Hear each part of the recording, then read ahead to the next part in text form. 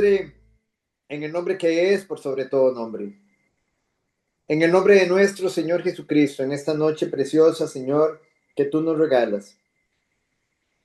Gracias, Señor, por ese privilegio, Señor, de estar juntos, Señor, como familia, Señor, unidos, Señor, como tus hijos, Señor, para recibir de ti tu palabra, Señor, para recibir de ti tu consejo, Señor. Oh, precioso y bendito Jesús, te adoramos, te alabamos, te exaltamos, te damos gracias por ello, Señor. Reconocemos, Señor, tu grandeza, reconocemos tu señorío, reconocemos tu santidad, Señor. Y reconocemos que somos pecadores, Señor. Perdónanos y límpianos. Que en esta noche, Señor amado y precioso, solo tú seas glorificado, solo tú seas exaltado, Señor. Queremos, amado Señor, que en esta noche, Señor precioso y bendito, tú traigas una bendición especial, Señor, para cada uno de mis hermanos, Señor, que tú nos hables, Señor, con el poder de tu Santo Espíritu. Háblanos, Señor. Líbranos de hacer algo en nuestros propios medios, que todo sea obrado por ti y por tu palabra, Señor. Que tú crezcas y que nosotros menguemos, Señor amado. Derrama tu gracia en abundancia sobre cada uno de nuestros hermanos en esta noche, Señor. Solo queremos ser más como tú y menos como nosotros.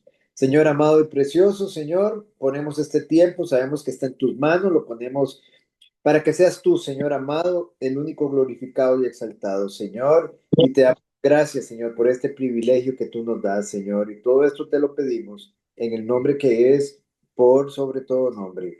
Amén y amén. Muy bien. Bienvenidos a nuestros hermanos, a doña Marcela Arias, don Juan Carlos, bienvenidos, que el Señor les bendiga.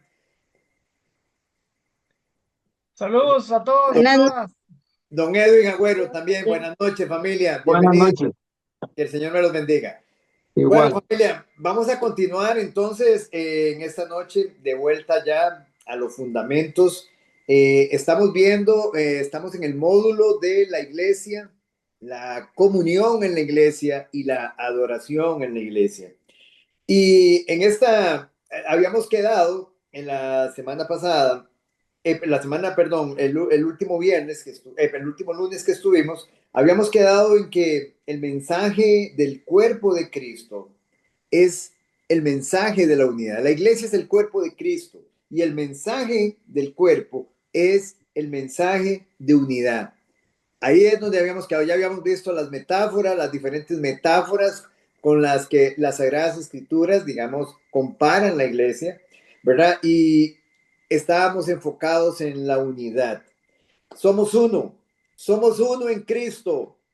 No, sí, doña Marce, dígame por favor. No, que aquí decía, próxima semana, Iglesia de Corintios, yo soy de Pablo, yo soy de Ajá, Pablo. muchas gracias, doña Marce. Hacia ahí vamos, hacia ahí vamos. Solamente me eché unos lineecitas hacia atrás. Muchas gracias. Entonces, hermanos, no hay lugar en la iglesia, decíamos, no hay lugar para la jerarquía. No hay lugar para la clase alta y para la clase baja. No existe, no existe tal cosa como un creyente aislado. No hay ningún creyente que sea parte del cuerpo, pero que no quiera congregarse o no quiera tener comunión. Eso es totalmente antinatural en el cuerpo de Cristo. Eso no existe en el cristianismo. Usted está en el cuerpo, es parte de él, tanto como su servidor o cualquier otra persona. No hay tales cosas como la clase superior o la clase inferior de cristianos. Y no hay ningún creyente en Cristo Jesús rendido completamente a su señorío que esté fuera del cuerpo. Muy importante que nosotros lo tengamos presente. ¿Qué nos dice Gálatas 3:28? Estamos recordando Gálatas 3:28, don Edwin. ¿Qué nos dice la palabra de Dios en Gálatas 3:28, don Edwin? Vamos a ver. ¿Mm?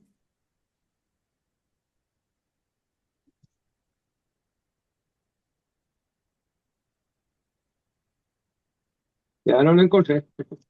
Gálatas 3:28.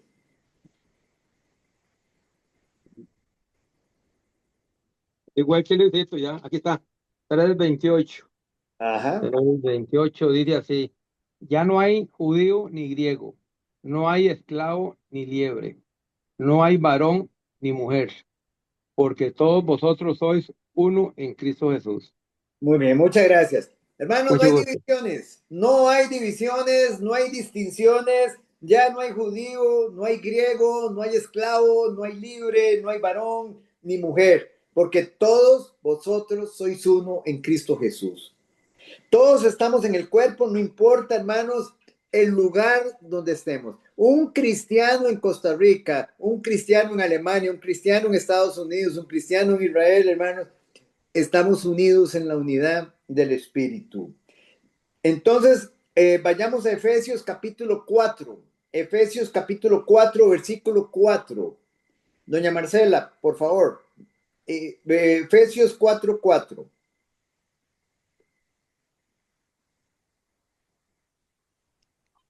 Dice, un cuerpo y un espíritu como fuisteis también llamados en una misma esperanza de vuestra vocación. El que sigue, el 5. Un Señor, una fe, un bautismo. Sigamos, sigamos. Dios y Padre de todos, el cual es sobre todos y por todos y en todos. Pero Observen, acá observen. Sí, observen lo siguiente, familia, de lo que estamos hablando. ¿Qué estamos hablando? De la unidad.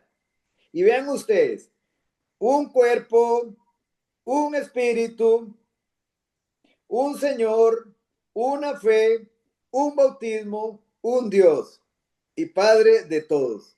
¿Lo observan? Entonces, hermanos, esa es la unidad en la que nosotros hemos sido incorporados. En Primera de Corintios, vamos a Primera de Corintios, al capítulo 1, versículo 12, don Juan Carlos, capítulo 1, versículo 12. Vean, hermanos, véanlo, digamos, observen lo que sucedió en el cuerpo de Cristo en la iglesia de Corinto. Observen lo que sucedió. Solo el 12. De momento el 12. 1 Corintios 1:12.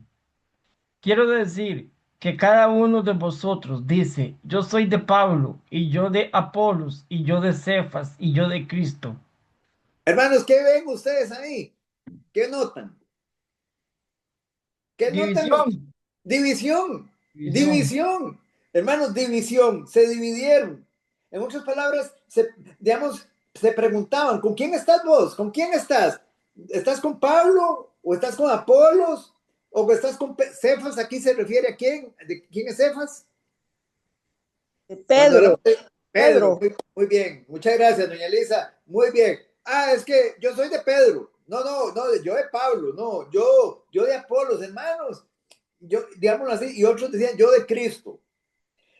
Hermanos, eso es, hermanos, una inconsistencia total. Y vean lo que les dice Pablo en el versículo 13, don Juan Carlos, ahí mismo. Dice, ¿acaso está dividido Cristo? ¿Fue crucificado Pablo por vosotros? ¿O fuisteis bautizados en el nombre de Pablo? ¿Se dan cuenta, hermanos? Hermanos, es como si Pablo les estuviera diciendo, ¿no están viendo qué clase de insensatez es esa? ¿Por qué están dividiendo al cuerpo? Ustedes no son seguidores de este o de aquel. Ustedes no son seguidores de hombres.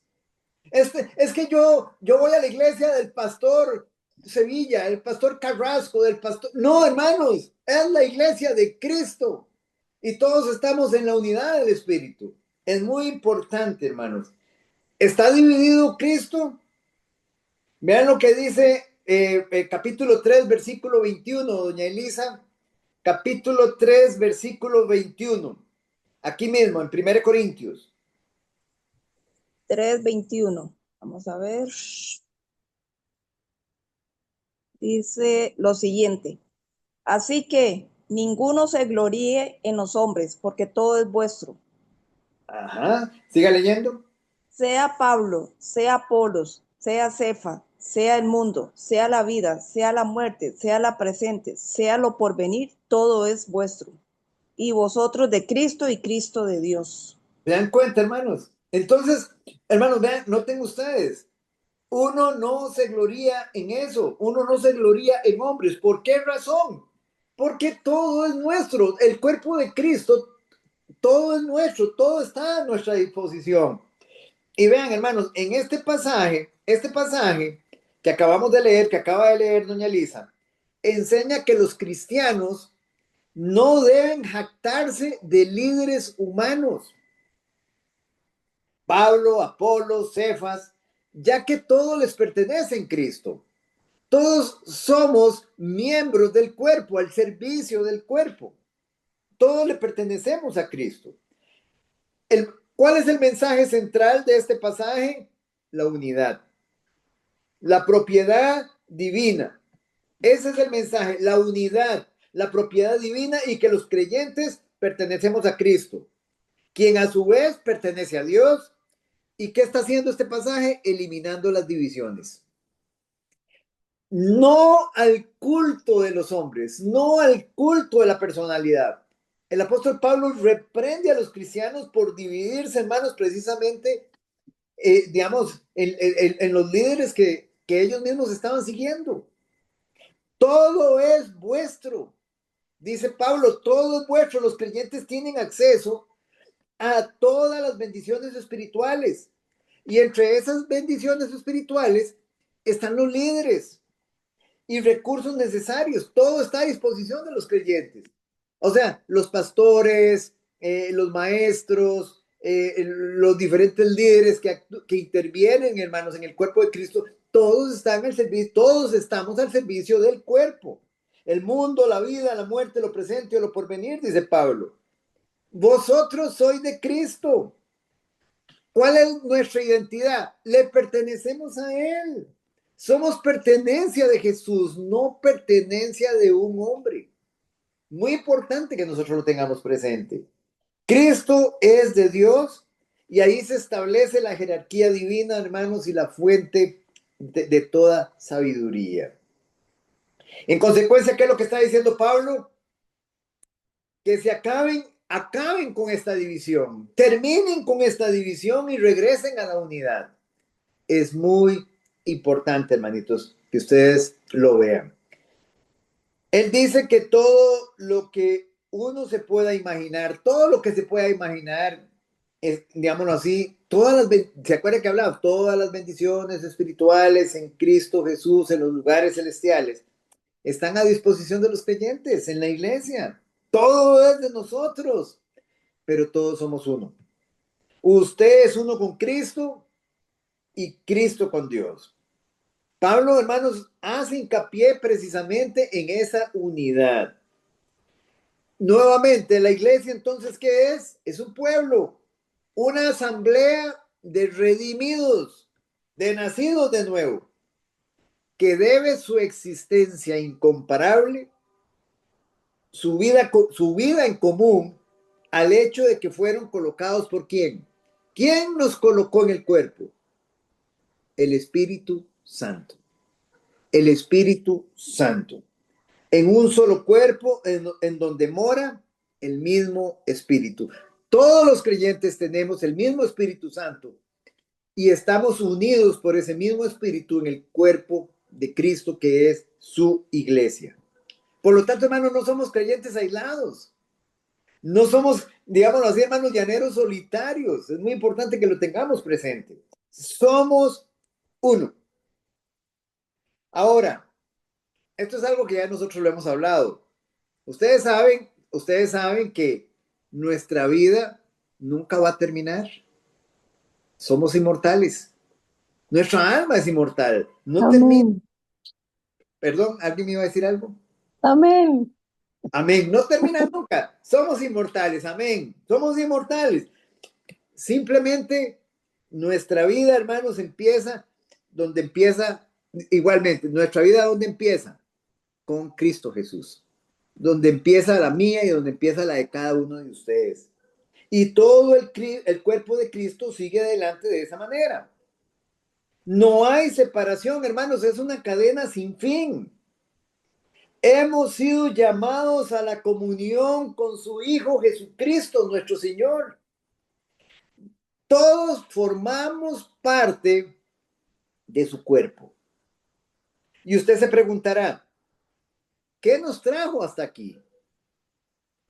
Hemos sido escogidos. Desde antes de la fundación del mundo, nos dice Efesios capítulo 1. Somos su, oiga, voy a usar una palabra griega, somos su eclesia. ¿Qué significa eclesia? Es un término que ya hemos visto. Iglesia. Iglesia, sí. ¿Qué significa? ¿Cuál es el significado? Llamados aparte. Llamados aparte. Hemos sido llamados aparte. Llamados aparte del mundo. Es muy importante. Usted forma parte de la iglesia, usted fue llamado aparte del mundo. Ya usted no forma parte. Usted está dentro del mundo, pero no es parte de este mundo. Usted no sigue la corriente de este mundo. Esos somos aquellos que Dios llamó, llamados aparte del mundo, aparte del pecado, para existir como una entidad separada. Hermano, nosotros vamos contracorriente, somos como el salmón, contracorriente. Su cuerpo con él a la cabeza, y debemos llevar, hermanos, una vida digna de su llamado.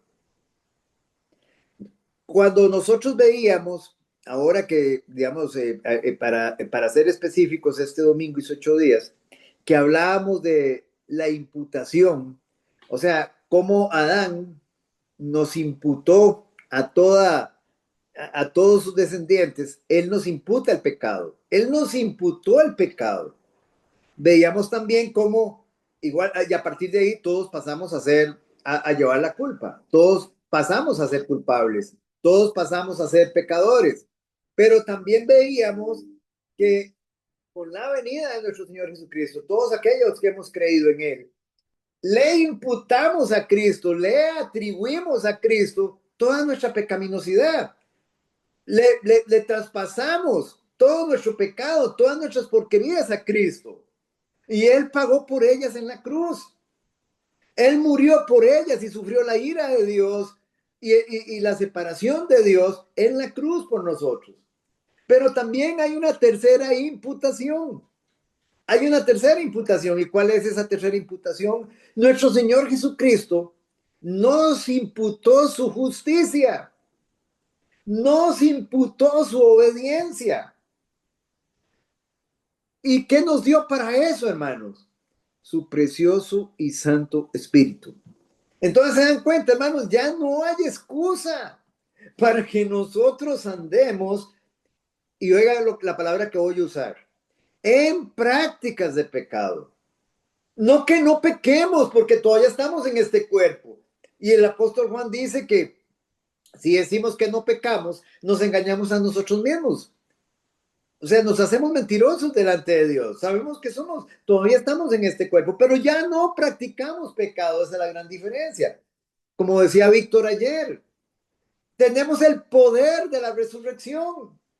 Tenemos el poder de la resurrección. Tenemos poder sobre el pecado. Ya el pecado ya nos enseñorea de nosotros. Entonces, eso es importante. Todos aquellos que hemos nacido de nuevo, que hemos sido llamados aparte, que somos parte de la iglesia, hermanos,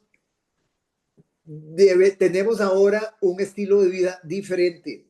Vivimos en santidad, digamos, vivimos en obediencia al Rey, a nuestro Dios, a nuestro Señor. Vivimos una vida digna de su llamado. Para que, ahora, el Señor nos llama, digámoslo así, nos llamó aparte, ¿para qué? Hermanos, para que podamos llegar a ser, y aquí viene el punto, podamos llegar a ser en conducta y en carácter y en conducta, lo que somos en estatus. ¿En qué momento nosotros somos en estatus? En el momento en que nosotros creímos y nos arrepentimos. A partir de ese momento, posicionalmente, nosotros hemos nacido de nuevo, hemos sido redimidos. ¿Sí, doña Marcela? Esa parte, por favor. ¿Perdón? Repítame esa parte, nada más esa partecita. O sea, hemos sido llamados a su iglesia, llamados aparte, digámoslo así, ¿Para qué? Digamos, hemos sido llamados aparte para llegar a ser en carácter y en conducta como Él. Él nos imputó su justicia y su obediencia. Y Él no nos dejó solos, nos dio su espíritu. Para eso nos regeneró. Entonces hablábamos de que cuando nosotros nacemos de nuevo, digámoslo así, adquirimos un estatus, una posición. ¿Cuál estatus adquirimos? Ahora somos regenerados, ahora somos hijos de Dios, ahora hemos sido santificados, pero estamos en una, digámoslo así, eso es posicionalmente, pero ahora vamos a llegar a hacerlo en el poder de su espíritu. Esa es la vida cristiana. Nunca, esto es algo, es un proceso que nunca para. Por eso Pablo dice en Filipenses 1:6, dice, persuadidos de esto, que el que empezó la buena obra, la perfeccionará hasta el día de su venida, la va a seguir perfeccionando. ¿Por qué? Porque es un proceso. La santidad es un proceso. El arrepentimiento, ya sabemos que el arrepentimiento es radical, pero la santidad es un proceso. Entonces, digamos, nos hemos separado, el Señor nos separó para su cuerpo, para la iglesia. Somos el pueblo de Dios, escogidos y separados, para existir, y aquí viene el punto, para Él. Hermano, si usted es un cristiano, usted ahora existe para Él. Ese es el propósito, y ese es el propósito por el cual Dios, digámoslo así, nos creó.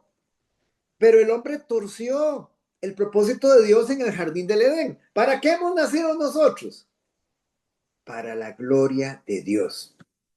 Hemos nacido para su gloria, para vivir para su gloria y su honra. Pero el hombre torció ese propósito en el jardín del Edén. Pero ahora en Cristo, eso es lo que Él viene a hacer. Por eso el cristiano tiene que tener muy claro. La gente se pregunta, pero ¿cuál es el propósito de Dios para mi vida? ¿Cuál es el propósito de Dios? Hermanos, si no tenemos que digamos un ejemplo, que esperar una señal o escuchar una voz. No, vaya a la Biblia y lo encuentra. ¿Dónde? Romanos 8. Vaya, vamos un momentito a Romanos 8 para que ustedes mismos lo vean. Romanos 8. Vamos a Romanos 8, por favor. Romanos 8, en el versículo 29. Vamos, digamos, si doña Marcia desea leer, digamos, acompañarnos con la lectura, o Marcelita, sí, puede leerlo. Si hay alguna hermanita que, digamos, que gusta acompañarnos, lo puede hacer también. Doña Marcia, si usted gusta. Amén. Ah, Marcia. 8:28. Pastor. Sí, Romanos 8:29. 29 dice, porque a los que antes conoció también los predestinó para que fuesen hechos conforme a la imagen de su Hijo, para que Él sea el primogénito entre muchos hermanos. ¿Cuál es el propósito de Dios para mi vida? Ay, ¿cómo hago para saberlo? Véanlo aquí. Aquí lo tienen ustedes. Dice, para que fuésemos hechos conforme a la imagen de su Hijo. Ahí está. Para que seamos hechos. Cuando nosotros entonces recibimos a Jesús como Señor y como nuestro Salvador, hermanos, y el Espíritu Santo vino a nosotros y nos regeneró, y se produjo el nuevo nacimiento. A partir de ese momento empieza el Señor a santificar nuestras vidas por medio de su Espíritu y por medio de su palabra, a conformarnos a la imagen de su Hijo, para que seamos como su Hijo. Entonces vean qué interesante. Yo no puedo ser un cristiano y vivir una vida conforme a este mundo. Eso no es consistente. ¿Hay algún otro pasaje que nos muestre el propósito de Dios para nosotros, o sea, por lo que realmente hemos nacido? Claro que sí. Y tenemos otro en el libro de los Efesios, capítulo 1. Efesios 1. Efesios 1, versículo, véanlo ustedes, el mismo Señor nos lo dice, versículo 4. Efesios 1, versículo 4. Don Edwin. Sí, señor. Dice así, según nos escogió en él antes de la fundación del mundo, para que fuésemos santos y sin mancha delante de él. ¿Lo ven, hermanos? Aquí está el propósito. O sea, vean, aquí hay varias cosas importantes de entender. Vean. Hemos sido escogidos. La iglesia ya fue escogida. ¿Desde cuándo? Desde antes de la fundación del mundo. Desde antes de la fundación del mundo, la iglesia fue escogida por Dios. O sea, no había universo todavía. Y ya Dios y aquí viene el punto, en su presciencia, en el previo conocimiento que Dios tiene de todas las cosas, el Señor agarró a cada uno de nosotros y nos escribió en su libro, en el libro de la vida. Todos los creyentes, todos aquellos que habían de creer en Él, ya el Señor los tiene escritos en su libro. Nosotros no fuimos escritos en el libro de la vida en el momento en que dijimos, sí, Señor, te recibo como mi Señor y mi Salvador. No, no fuimos escritos ahí. Ya estábamos escogidos por Dios. Él nos vio en Cristo Jesús. Recuérdense que el Señor está fuera del tiempo. Él está fuera del tiempo y fuera del espacio. Y Él vio a su iglesia escogida. Él vio a su iglesia escogida respondiendo al llamado del Evangelio. Y esto es precioso, hermanos, esto es precioso, pero muy bien, entonces el Señor nos escoge, el Señor nos aparta, nos llama aparte, ¿para qué? Ya doña Marcia leyó ahora en Romanos, dice, para que seamos conformados a su imagen. Ese es el propósito, y véanlo aquí mismo, ¿para qué nos escogió? ¿Para qué nos apartó? Para que fuésemos santos y sin mancha delante de Él.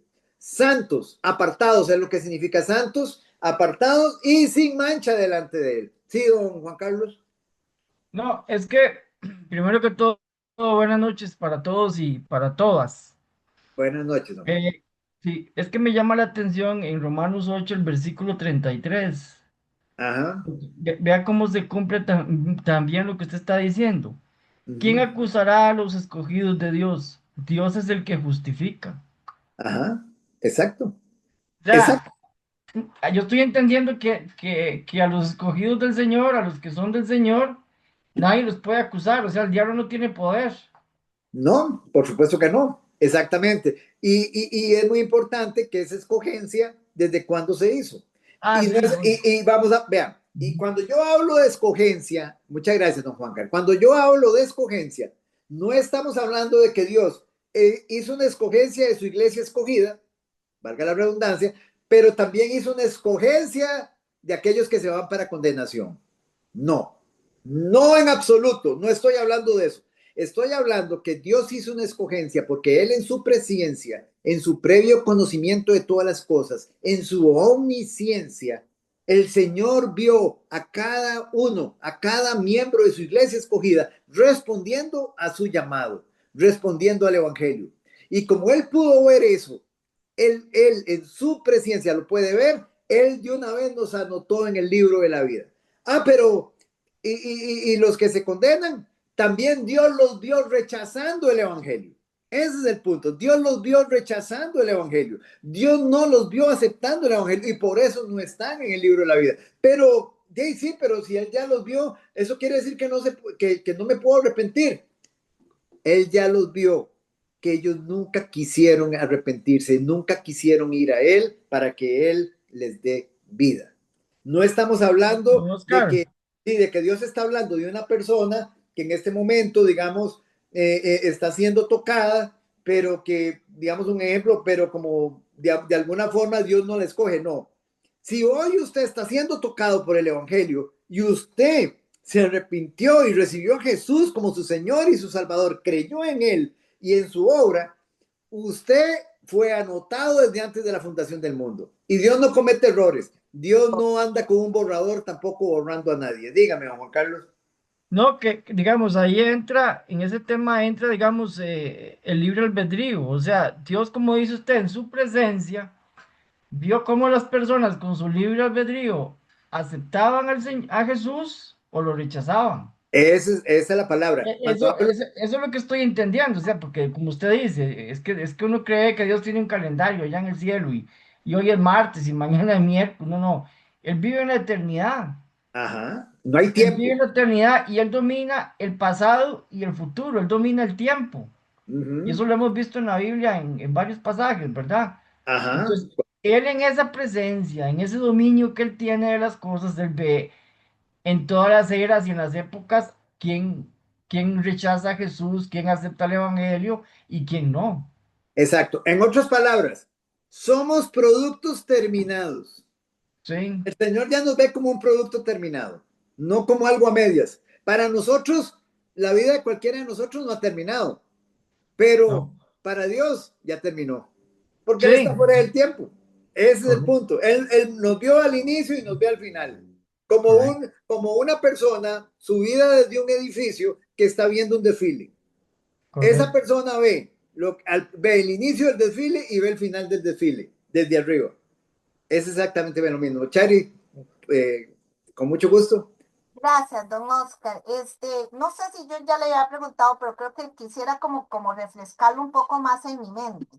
Sí, Yo creo y estoy muy clara en que nuestro nombre está escrito ya y que no es que yo la voy a perder, pero ¿qué se refiere el pasaje cuando dice no descuidando una salvación tan grande?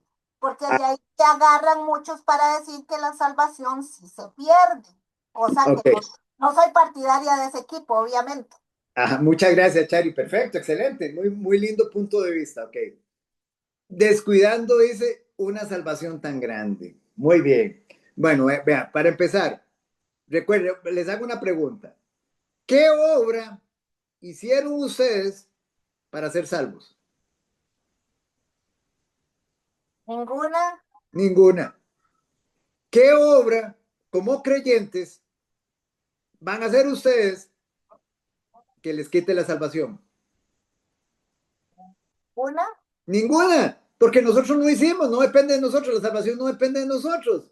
La salvación, el único justificado es Cristo Jesús. Él es el único justificado delante de Dios. O sea, vamos a poner un caso. Ninguno de nosotros, hermanos, digámoslo así, ninguno de nosotros calificábamos para ser justificados, para ser declarados justos delante de Dios. Todos estábamos destituidos de la gloria de Dios, todos. Entonces, solo hay un justo, Jesús. Él cumplió perfectamente toda la ley, todas las demandas de Dios en su justicia. Vivió la vida perfecta que ninguno de nosotros podía vivir. Pagó, tomó nuestro lugar y pagó la deuda de cada uno de nosotros. Ven el punto. Y digamos, el Señor derramó su ira sobre él. Él resucitó. La resurrección es precisamente la aprobación de Dios. Dios lo levanta de los muertos, digámoslo así, como aprobación de que toda su justicia fue satisfecha en Cristo Jesús. Y entonces lo justifica a él, únicamente a él. Y él llega y ¿qué hace? Inmediatamente lo exalta hasta lo sumo. Sube al cielo y abre el cielo. ¿Para quiénes? Para todos aquellos que habían de creer en él. Para todos aquellos que se rindieran a su señorío. Él les abrió el cielo a ellos. Y ahora entonces, ¿cómo quedamos nosotros? Bueno, todos aquellos que creemos, entonces somos justificados, digámoslo así, en Cristo Jesús, no en nosotros. El Señor lo que hace es que nos imputa su justicia. Entonces, cuando Dios ve a cualquiera de nosotros como creyentes verdaderos, ¿a quién está viendo? ¿Está viendo a Oscar Sevilla? No, está viendo a Cristo en mí. Está viendo a Cristo en cualquiera de ustedes. O sea, Él está viendo a su Hijo. Él lo vistió, nos vistió a cada uno de nosotros con la justicia de su Hijo. Ven el punto, hermanos. Sí, don Edwin, ibas a decir una pregunta. A tener. Sí, señor, fue cuando se rasgó el velo. Cuando se rasga el velo de arriba a abajo, esa es la entrada al lugar santísimo ahora de nosotros. Gracias. Ahora podemos entrar a la presencia de Dios directamente en Cristo Jesús. Ese es el punto. En Cristo ahora podemos entrar, porque el camino estaba cerrado. ¿Dónde se había cerrado ese camino? ¿Dónde había quedado cerrado? En el Edén. En el Edén, ¿se acuerda? Que Dios puso querubines ahí y una espada que se revolvía para que no pudiéramos entrar, para que nadie pudiera entrar. ¿A dónde? A su presencia. Había sacado al hombre del paraíso. Muy bien, don Edwin, muchas gracias. Entonces, no sé si Chari, pero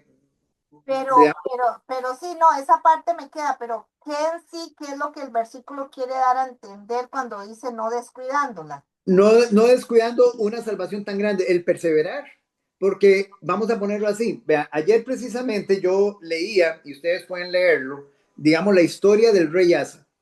Está en Crónicas, segunda de Crónicas, en el capítulo 18 y 10, digamos 18 y 19. Ustedes pueden leer la historia de ese hombre. Ese hombre, digamos, fue rey de Judá y pasó 35 años de fidelidad al Señor.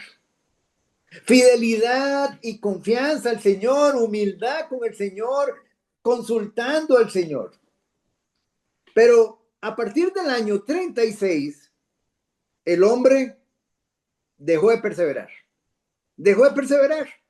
Y entonces dejó de confiar en Dios y llegó al punto, no solamente dejó de confiar en Dios, sino que igualmente encerró a un profeta que lo llevó a reprender. Y no solo eso, sino que se enfermó y dice que, y la palabra de Dios dice que prefirió buscar a los médicos que buscar a Dios. Entonces, aquí el asunto no es que yo no vaya donde un médico, no. Aquí el asunto es dónde está mi confianza. Mi confianza primero está en Dios. Y Dios derrama sus medios de gracia a través de los médicos. Pero él no confió en Dios. Entonces, ¿qué es lo que les quiero decir con esto? O sea, que la vida cristiana, por eso la palabra de Dios dice que nosotros debemos perseverar hasta el final, permanecer hasta el final. Porque digamos un ejemplo, si usted no permaneció, si usted no perseveró, usted nunca tuvo la salvación, nunca la tuvo. La persona que persevera hasta el final será salvo. Entonces, a eso es a lo que se refiere. Por eso dice que nosotros debemos de ocuparnos de una salvación tan grande. Sí, ¿cómo? Digámoslo así, rendidos al señorío de Cristo, rendidos completamente, haciendo su voluntad. Y no solamente, digamos, en los tiempos de bonanza, sino precisamente en los tiempos de adversidad y de aflicción, que es donde realmente son probados. Ahora, todavía para que quede más claro para nuestra hermana, vamos un momentito a Lucas, a la parábola del sembrador. Y ustedes van a ver, y eso ya lo hemos visto aquí, los 4 tipos de corazón que hay en la iglesia. Y ahí ya, yo creo que ahí tal vez se nos va a aclarar un poquito más. Lucas en el capítulo 8. Aquí pienso que se nos puede aclarar un poquito más. Lucas en el capítulo 8. Lucas capítulo 8. Digamos, y es la parábola de el sembrador. Vamos a ver, tal vez, doña Lisa, léame por favor, primeramente léame, primero la primera observación que les voy a decir es, aquí hay 4 tipos de corazón. Y digámoslo así, en esta parábola que el Señor está haciendo, 4 tipos de corazón, y estos 4 tipos de corazón están en la iglesia. Examinémonos entonces nosotros en cuál de esos estamos. Vaya leyéndome a partir del versículo 11 y 11 y 12 de primero. Dice, esta es pues la parábola. La semilla es la palabra de Dios. Y los de junto al camino son los que oyen. Y luego viene el diablo y quita de su corazón la palabra, para que no crean y se salven. Paremos ahí. Entonces acá no hay que adivinar qué es la semilla. El Señor mismo dice, la semilla es la palabra de Dios. Los de junto al camino, ahí tenemos los del primer tipo de corazón. El primer tipo de corazón. Y vean lo que nos dice. Y los de junto al camino son los que oyen. Vean la palabra que usa. Son los que oyen. Y luego viene el diablo y quita de su corazón la palabra para que no crean y se salven. La pregunta es, ¿dónde están ellos? ¿Dónde está este grupo? En la iglesia. Están en la iglesia. Ellos oyen la palabra de Dios. Oyen la palabra de Dios. Y dice que ellos están en la iglesia, están oyendo la palabra de Dios, Pero después viene el diablo, dice, porque ellos están con su mente en el mundo, con su mente en otras cosas, no están ahí, ellos están físicamente en la iglesia, pero espiritualmente están fuera de la iglesia. Dice que el diablo viene y roba la semilla, roba la palabra, para que no crean y se salven. Pero están en la iglesia y van todos los domingos a la iglesia y tienen 15 años de estar en la iglesia, pero no han nacido de nuevo. Vamos al segundo grupo. Versículo 13, don Juan Carlos, léame por favor el 13. Dice, los de sobre la piedra son los que, habiendo oído, reciben la palabra con gozo, pero estos no tienen raíces. Creen por algún tiempo y en el tiempo de la prueba se apartan. Vea qué interesante. Este es otro grupo. Dice, son los que habiendo oído, reciben la palabra con gozo. ¿Dónde están, hermanos? ¿Dónde están estos? En la iglesia. Están en la iglesia. Y vean, les voy a decir, uy, pastor, qué linda palabra. Uy, cómo me llegó. Uy, qué lindo, eso era para mí. Pero llegaron y qué? Y se les presentó la prueba. Se les presentó la adversidad. Se les presentó la aflicción. ¿Y qué hicieron? Tiraron los hábitos. Tiraron los hábitos. Dejaron todo botado. Miren lo que dice. Creyeron por algún tiempo y en el tiempo de la prueba se apartaron. No, ¿por qué? Porque no tenían raíces, no había fe, era una fe superficial. Entonces viene la pregunta. ¿Eran salvos? ¿Son salvos? Nunca se salvaron. Nunca se salvaron. O sea, igualmente, y podían tener 20 años de estar ahí. Y entonces vamos a poner un caso. Tenían 5 años, sufrieron una prueba y tiraron los hábitos y se fueron.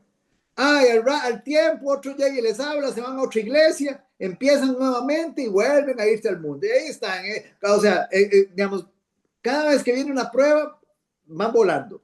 Vean el tercer grupo. En el tercer grupo, vamos a ver, doña Marcela Arias. Dice, la que cayó entre espinos, estos son los que oyen, pero yéndose son ahogados por los afanes y las riquezas y los placeres de la vida y no llevan fruto. Ok, ahí tenemos un tercer grupo. Vean lo que dice, la que cayó entre espinos. Estos son los que oyen. Nuevamente, los que oyen. ¿Oyen qué? La palabra. ¿Dónde están? En la iglesia. Dice, pero yéndose, son ahogados por los afanes y las riquezas. Eso es lo que simbolizan los espinos y los cardos. Afanes, preocupaciones, ansiedades, las riquezas y los placeres de la vida. No llevan fruto. ¿Por qué? Porque están ahogados. Están ahogados en ansiedad. Están ahogados en afanes. Están solo pensando en las riquezas, en los placeres de este mundo. ¿Y qué dice la palabra de Dios? Y no llevan fruto. Ahora viene la pregunta. ¿Cuál es una característica vital de un verdadero creyente? Que lleve fruto. Ya lo vimos, ¿se acuerdan? Cuando vimos la religión sin fruto, el estudio de aquel domingo. Que lleve fruto. Un creyente sin fruto, digamos, es un creyente, pero como el diablo. Es un creyente, hermanos, digamos un ejemplo como los demonios. Tiene la fe de los demonios. Pero no es un creyente verdadero en Cristo Jesús. No, porque no lleva fruto. La característica no es que llevamos fruto. ¿Qué tipo de fruto? Amor, paz, gozo, benignidad, bondad, fe, mansedumbre, dominio propio. Lo muestra, lo evidencia. Tiene amor por la palabra. O sea, no puede vivir sin la palabra, no puede vivir sin oración, no puede vivir sin comunión con sus hermanos. Ven el punto. Pero están en la iglesia. ¿Cuánto llevamos ahí? Así muy sencillo. O sea, estos son números muy fáciles. Supongamos que hay 100. Estamos hablando de una iglesia de 100 miembros. Llevamos 3 grupos y el Señor citó 4. Entonces, hasta este momento, ¿cuánto llevamos de la iglesia? Así, un número rápido. Llevamos el 75% de la iglesia que no es salva. ¿Se dan cuenta? Pónganle un 25 a cada uno. El 75% están viviendo de esta forma. Ahora vamos al cuarto tipo de corazón. No sé, otra hermanita ahí que quiera leer, doña Marcia, el versículo 15. Don Oscar, una preguntita. Sí, ¿Me puedes sí. dictar otra vez el versículo para...? Lucas capítulo 8, Lucas capítulo 8 del 11 al 15. Ahí es donde estamos leyendo, Maricel. El 15 dice, mas la que cayó en buena tierra, estos son los que con corazón bueno y recto retienen la palabra oída y dan fruto con perseverancia. ¿Cuál fue muchas gracias, doña Marcia. ¿Cuál fue la palabra que yo usé con usted? Perseverancia. Dan Persevera, fruto. permanece, correcto, y da fruto permanentemente. Entonces ahí viene, nos ocupamos, eso es ocuparnos, nos ocupamos de esa salvación tan grande. Oh Señor, gracias por esa salvación tan grande, Señor. Y estamos ocupados. ¿En qué? En los negocios del Señor. Nos ocupamos de esa salvación tan grande, pero no porque esas obras que podamos hacer nosotros aporten algo a la salvación. Ya somos salvos por el único sacrificio que hizo nuestro Señor Jesucristo en la cruz. Él es el que hizo todo. Nosotros solamente respondimos a su llamado y ahora nos ocupamos de esa salvación tan grande. ¿Cómo nos ocupamos? En los negocios del Señor, buscando primeramente. Podríamos decir entonces, porque creo que sí, ahora sí me queda muy clarito, Ajá. que bueno, la salvación la tenemos, ya es un hecho. Ajá. No el hecho de que tengamos la salvación, vamos a descuidar nuestra vida de oración, nuestra vida de la palabra, ¿verdad? De la lectura de la palabra, nuestra convivencia con nuestros hermanos, la cual es muy, muy principal en la palabra del Señor. Es como llevar siempre ese fruto en nosotros, de que no pase porque ya somos salvos, entonces ya me cruzo de brazos y ya todo pasó. Ajá. Es la consecuencia, es la consecuencia. Ese es el punto. Nada que yo le hago le va a sumar o a restar a la salvación, porque eso es por Cristo. Cristo ya lo hizo todo. Pero digamos, la salvación es eso del descuido también, es cuando nosotros predicamos la palabra para que le llegue a otros. O sea, siempre estando metidos en esa salvación, pero en esa palabra, en lo que es lo más grande, que es para nosotros nuestra guía, la Biblia, que es nuestro mapa a seguir, la que nos enseña todos los días. Pero es que hay gente que, por ejemplo, y hasta me incluyo, porque yo no voy a señalar a nadie, a veces pasan semanas y tal vez uno no ha leído ni un trocito de la palabra, no ha estado en intimidad con el Señor. El hecho que seamos salvos no quiere decir que debemos descuidar estas cosas. Pienso yo que por ahí va el asunto. Exactamente, es que el punto es, vamos a poner un caso, ¿ya? Yo puedo decir que yo, o sea, ¿se acuerdan cuando vimos nosotros la fe, digámoslo así, que el creer en el Señor, la salvación, constaba, o la fe, constaba de tres partes? ¿Se acuerdan cuando vimos el taburete, el banco de las tres patas? Entonces, ¿qué es lo que sucede? Vamos a ponerlo así. Recuérdense, la fe tiene tres partes. La primera parte es, he creído en Cristo Jesús. He creído en su persona, he creído en su obra, en su muerte y en su resurrección. Lo creo, yo sé que yo lo creo. Ahora viene lo segundo. No solo lo creo, lo afirmo, yo sé que así es. Apruebo los hechos. Hasta ahí, usted no tiene salvación. Hasta ahí no la tenemos. Hasta ahí, esa es la fe de los demonios. Es exactamente la misma fe que tienen los demonios. ¿Cuál es la tercera parte? Y aquí es donde la mula bota a Genaro, como dice el libro. Aquí es donde la mula bota a Genaro. ¿Cuál es la tercera parte? Cuando yo me rindo y me someto al señorío de Cristo. Cuando yo llego y digo, Señor, tú eres mi dueño, eres mi amo, eres el soberano. Yo me rindo ante tu autoridad suprema. Eres el supremo gobernante, Señor. Estoy rendido completamente a ti, a tu palabra. ahí, me rendí completamente. Haz tu voluntad en mí, Señor. Haz tu voluntad, no la mía. ¿Me entiendes? No lo que yo quiero hacer, sino lo que tú me dices que yo haga. Estoy rendido. Esa tercera, si yo no tengo esa tercera, yo puedo creer y puedo afirmar los hechos. No soy salvo. No, esa es la fe de los demonios. La tercera. Y esa tercera, con esa tercera no estamos diciendo que las obras, como dice usted, me aportan salvación. No. Esa tercera es la evidencia, es la consecuencia de las dos primeras.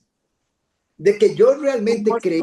Don Oscar, Sí, señora. digamos, estaba pensando yo tal vez en las vírgenes, las que estaban esperando el esposo, todas estaban esperándolo, pero unas fueron sensatas y las otras insensatas. Me parece a mí que hay como algo de...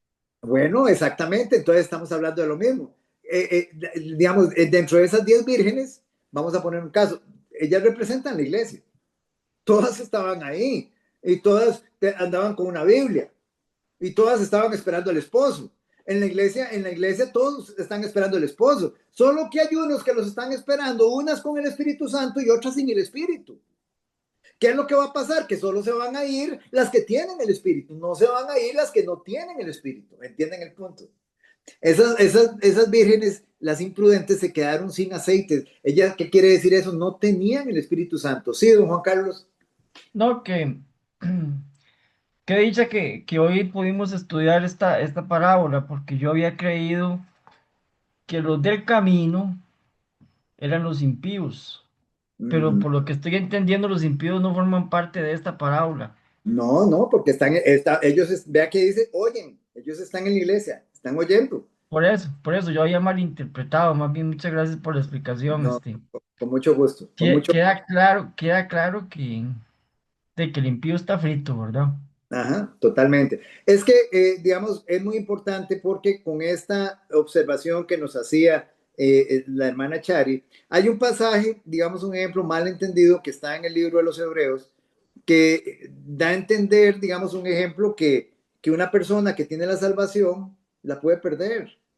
Pero es que ya hemos hablado de eso, claro, digamos, una persona que tiene verdaderamente la salvación, que tiene al Espíritu Santo, no puede perder la salvación, no la puede perder, porque recuérdense que el Señor ya le dio vida eterna. Mis ovejas oyen mi voz. ¿Se acuerdan? Sí. Mis ovejas oyen mi voz. Yo las conozco y me siguen y yo les doy vida eterna. Y si ya Dios le dio vida eterna, ¿qué es vida eterna, hermanos? ¿Qué entienden ustedes por vida eterna? ¿Acaso que el Señor ya se la dio para siempre, por siempre? Ya le dio vida eterna, no es, y Dios no llega y dice, le voy a dar vida eterna a Juan Carlos, pero ahorita se la quito, porque llegó y no, le dio vida eterna y no perecerán jamás. Mi Padre que me las dio, dice, Él es mayor que todos, dice, y Él las tiene en su mano. Y también ni nadie se las podrá arrebatar de la mano de Él, ni tampoco me las podrá arrebatar de mi mano. ¿Lo dice Juan o no lo dice en el libro de Juan? Entonces, sí, hermanos, una persona creyente, verdaderamente creyente, con la fe de las tres patas, con la fe de las tres partes, digámoslo así, está en esa posición, no pierde su salvación. De hecho, don Oscar, que la explicación que usted da sobre la perseverancia, porque uno ha escuchado hablar de que hay que perseverar, ¿verdad? Ajá. Pero bueno, aquí queda clarísimo, ¿verdad? De que no podemos hacer lo de ese rey, lo que hizo ese rey de Israel, ¿verdad? Léanlo, el rey Asa. Que al final aflojó, ¿verdad? Exactamente. O sea, la perseverancia es hasta el último momento de nuestra vida, hasta si estamos agonizando en una cama. Ok. Hay que perseverar hasta que hay que perseverar, porque sí, véanselo, recuerden, les voy a dar otra ilustración. En la iglesia hay iluminados y hay regenerados. ¿Sí o no? ¿Sí o no? Es que, ¿a qué se refiere con iluminados? Ah, qué bonito. Muy bien, muchas gracias. Ahí es donde queríamos llegar. En la iglesia hay iluminados. ¿Quiénes son los iluminados? Todos son iluminados. Todos los que estamos en la iglesia somos iluminados porque estamos expuestos a la palabra de Dios. Sí, pero, eso sí. Ahí está el punto. Pero regenerados, ¿quiénes son? Aquellos que han creído con la fe de las tres patas. Con la fe de las tres partes. ¿Ven la diferencia? Ese es el punto. Iluminación no implica regeneración. Vean ustedes acá. Vamos a Hebreos capítulo 6. Hebreos capítulo 6.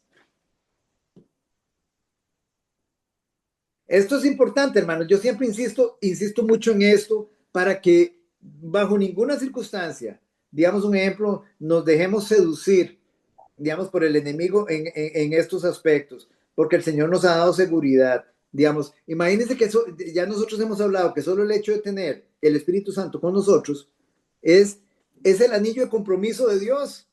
El Señor nos puso un anillo y dice, y me selló, y me dice, me perteneces. Y el Señor, ¿usted cree que es como nosotros, que nos andamos divorciando? No, hermanos, el Señor es fiel y permanece fiel. Me puso el anillo y es hasta el final. Y Él me va a poner en el cielo, hermanos. Y Él para eso me dio su espíritu. Él me dio ese anticipo a mí, el espíritu de Él. Estamos, digamos, le pertenecemos. Es el sello de pertenencia de Él. Ven el punto. Vean ustedes acá en el capítulo 6 y vamos al versículo 4. Vamos al versículo 4. Doña Marcela Arias. Dice, porque es imposible que los que una vez fueron iluminados y gustaron del don celestial y fueron hechos partícipes del Espíritu Santo, Siga leyendo, por favor. y asimismo gustaron de la buena palabra de Dios y los poderes del siglo venidero, Ajá, ¿qué más? recayeron, sean otra vez renovados para arrepentimiento, crucificando Ajá. de nuevo a sí mismos al Hijo de Dios y exponiéndole a vituperio. Vean, entonces hay algunos que utilizan esta porción y dicen, vean, ahí está, mire, perdieron la salvación, vean, ellos tenían el Espíritu Santo ahí. Hermanos, leamos despacio y examinemos las palabras, tengan un diccionario a mano, no se dejen llevar así por el bla, bla, bla. Mire, ¿por qué es imposible que los que una vez fueron iluminados? Iluminados, ahí en ningún momento dice regenerados, dice iluminados. Iluminados. La iluminación tiene que ver con ser expuesto a la palabra de Dios. Toda la iglesia es expuesta a la palabra de Dios. Dice, y gustaron del don celestial. O gustaban de la palabra, gustaban de todo lo que estaba pasando en la iglesia. Esas personas se sienten bien en ese momento. Dice, y vea lo que dice, y fueron hechos partícipes del Espíritu Santo. Ahí en ningún momento habla de comunión con el Espíritu. Habla de que eran participantes. Ellos estaban dentro de la iglesia y ellos podían ver al Espíritu moverse en los hermanos, moverse en la congregación. Pero ahí no está hablando de que el Espíritu Santo estaba en ellos. ¿Me entienden el punto? Busquen la palabra y ustedes la van a ver, que esa palabra no implica comunión, no implica que el Espíritu estaba en esas personas. Dice, y así mismo gustaron de la buena palabra. Ay, pastor, qué lindo que habló. Esa palabra era para mí. Gustaron de los poderes del siglo venidero. Y vean lo que pasó. Y recayeron. Dice, y recayeron. ¿Qué quiere decir eso? Recayeron. O sea, ellos tenían solo la fe de las dos patas. Nunca se rindieron al señorío de Cristo. Entonces, esas personas, ¿cómo están? Bueno, es imposible, dice aquí, que sean renovados otra vez para arrepentimiento, crucificando de nuevo para sí mismos al Hijo de Dios y exponiéndole a vituperio. ¿Qué quiere decir? Que estas personas, vamos a poner un caso, desde el momento en que recayeron, ya no pueden volver otra vez. No. Si ellos vuelven de nuevo con un arrepentimiento verdadero, el Señor está con los brazos extendidos. Pero lo que está diciendo el escritor de Hebreos es que hasta ese momento ellos no tienen salvación. No la tienen. Volvieron a crucificar al Hijo de Dios. Lo tienen crucificado. Son culpables del asesinato de Cristo, pero no tienen la salvación de Cristo. Todo aquel que rechace a Cristo es culpable del asesinato de Cristo.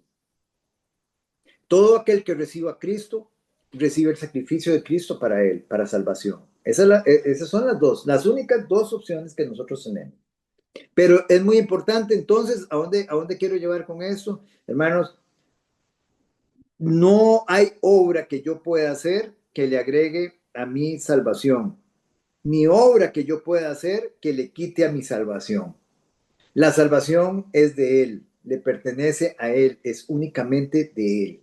Entonces, para que nosotros lo tengamos presente. No sé si queda claro o tienen alguna inquietud más en este tema. No. Ustedes lo pueden ver, ¿sabe dónde también? Hay otro ejemplo de eso, hermano. Es que a veces nosotros creemos, se fue al mundo, perdió la salvación. Le voy a dar uno más porque esto es importante que quede claro. Es un pasaje que ya también en algunos grupos lo hemos visto.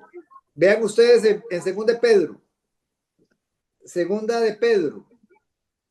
Doña Mayela, léanos por favor, Segunda de Pedro, capítulo 2, desde el versículo 20.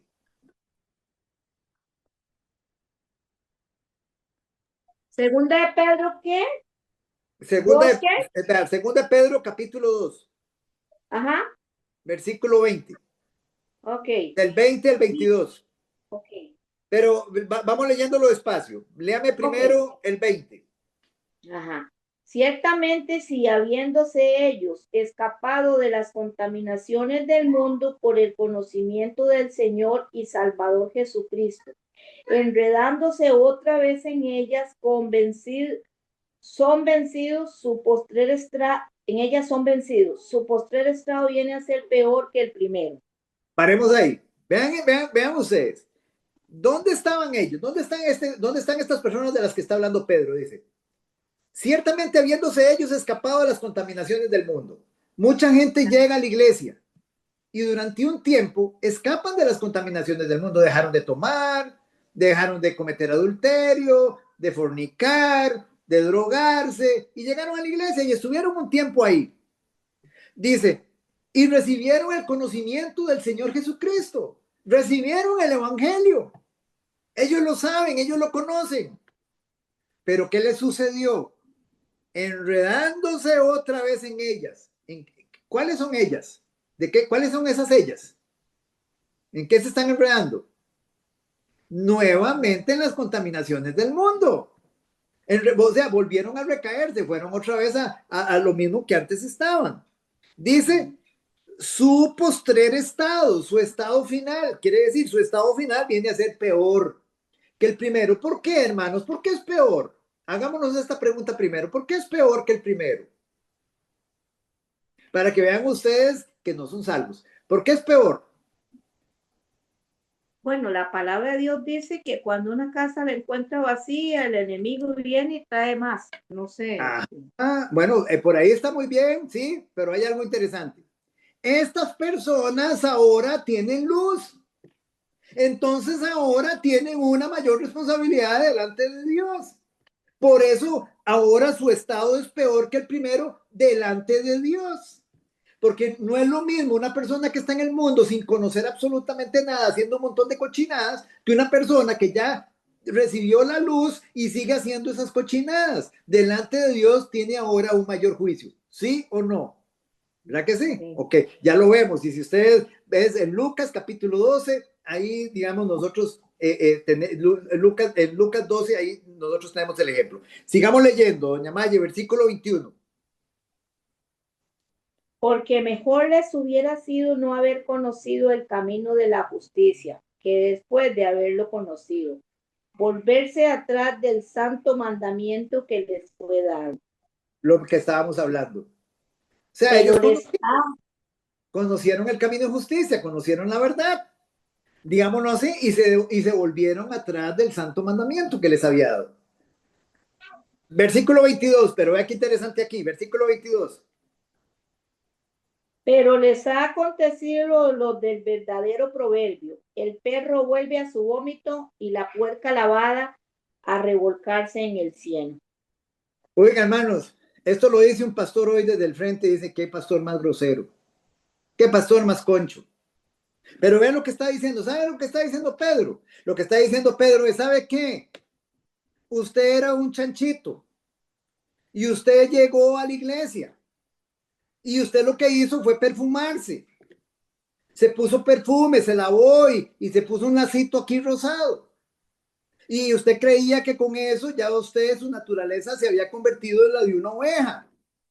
Pero usted apenas tuvo la oportunidad, usted se zafó y se fue a embarbialarse. Su naturaleza nunca cambió. Ven el punto, hermanos. Entonces, su naturaleza, ¿qué se necesita para que nuestra naturaleza cambie? Que el Espíritu Santo entre. El Espíritu Santo nunca entró, él nunca fue regenerado. Vean el otro ejemplo que pone Pedro. El perro vuelve a su vómito. ¿Cuál es la naturaleza del perro? Comerse su vómito. Esa es la naturaleza del perro. Dice, y la puerca lavada, revolcarse. Bueno, ¿qué es lo que está diciendo? Él volvió a su naturaleza a la que pertenece. Él no ha sido regenerado. Entonces ahora preguntémonos, ¿dónde estaba metida esta gente de la que está hablando Pedro? En la iglesia. Entonces llega mucha gente y dice, ay, perdieron la salvación. Dice Pedro, no, nunca fueron regenerados. Ya, ¿se dan cuenta, hermanos? Ok. Ahí espero que les haya quedado, digamos, esa parte clarita. Entonces, continuando aquí con nuestro estudio, entonces estábamos viendo que la iglesia es, pues, el pueblo de Dios, escogidos y separados para existir para Él. Uno, o sea, somos un pueblo, pero vean qué interesante, en santidad. Somos un pueblo en santidad. Somos uno en misión. Y todos tenemos la misma misión. Uno en sufrimiento y uno en gloria. Somos uno. O sea, si uno en el pueblo de Dios sufre, sufrimos todos. Y si todos nos gozamos, si uno se goza, nos gozamos todos. Vean lo que dice Efesios capítulo 2, versículo 12. Efesios capítulo 2, versículo 12. Vamos a ir leyendo del 12 en adelante. Busquémoslo primero, Efesios 12. Efesios, dijimos 2, 12. Y vamos a leer hasta... Vamos a ver acá. Ok, vamos a leer a partir del versículo 12. Doña Marcela Arias, léame los primeros versículos, el 12 y el 13, por favor. Don Oscar, disculpe, ¿cuál es? Es que se me pegó todo. No se preocupe, Efesios capítulo 2, Ajá. versículos del 12 en adelante. Ok. Del 12 Efesios en 2. adelante. Ya le voy a decir, hasta el 16. Ok, vamos leyendo del 12 en adelante, doña Marcela. En aquel tiempo estabais sin Cristo, alejados de la ciudadanía de Israel y ajenos a los pactos de la promesa, sin Ajá. esperanza y sin Dios en el mundo. Ajá. Pero ahora en Cristo Jesús, vosotros que en otro tiempo estabais lejos, habéis sido hechos cercanos por la sangre de Cristo. Ok, ahí, doña Elisa, los que siguen, por favor, doña Elisa. Dice, porque Él es nuestra paz, que de ambos pueblos hizo uno, derribando la pared intermedia de separación, aboliendo en su carne las enemistades, la ley de los mandamientos expresados en ordenanzas, para crear en sí mismo de los dos un solo y un nuevo hombre, haciendo la paz. Y mediante la cruz reconciliar con Dios a ambos en un solo cuerpo, matando...